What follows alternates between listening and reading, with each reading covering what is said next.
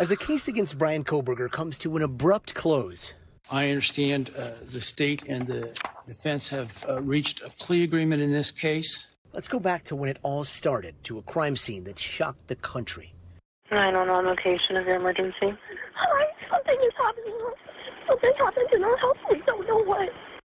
Inside that home, 4 University of Idaho students, Ethan Chapin, Zana Kernodle, Madison Mogan, and Kaylee Gonzalez, were brutally stabbed to death on November 13th, 2022. One of the roommates is passed out, and she was drunk last night and she's not waking up. Okay. Oh, and they saw some man in their house last night. 4 days later, an autopsy showed the students were sleeping when they were attacked. Less than a month later, police said a white Hyundai Elantra had been seen near the scene of the crimes, and police would later find out that white Hyundai Elantra had been registered to a PhD student in criminology. It wasn't long before that student became a person of interest and then a suspect. Detectives arrested 28-year-old Bryan Christopher Kohberger in Albrightsville, Pennsylvania. After a tight-lipped investigation, an arrest, Bryan Kohberger apprehended some 2,500 miles away in Pennsylvania. Police saying Kohberger's dad flew to Washington state to meet his son and made the cross-country road trip back to Pennsylvania with him in the days after the killings in a white Hyundai Elantra like the one they were looking for.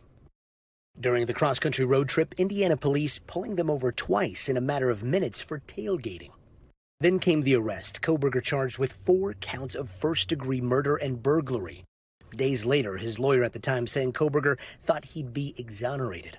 He believes he's going to be exonerated. Hey, Bryan, what you doing? Cuffed and in an orange jumpsuit, Bryan Kohberger was escorted into a packed Pennsylvania courtroom, choosing not to fight extradition.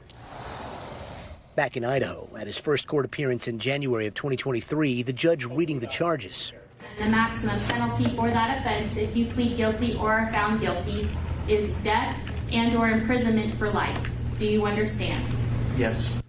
Court documents started to shed light on key details about the killings. Perhaps the most chilling revelation, one of the 2 surviving roommates told police she came face to face with the killer. Waking up around 4 a.m., she said she heard one of the roommates say there's someone here, but didn't see anyone when she looked herself.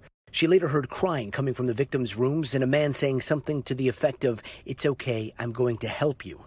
She opened her door to see a man dressed in black and wearing a mask who walked towards her and out a back door as she stood frozen in shock and then locked herself in her room. Investigators later discovering the suspect's DNA on the snap of a knife sheath left laying next to one of the victims' bodies. That DNA was a perfect match to Kohberger.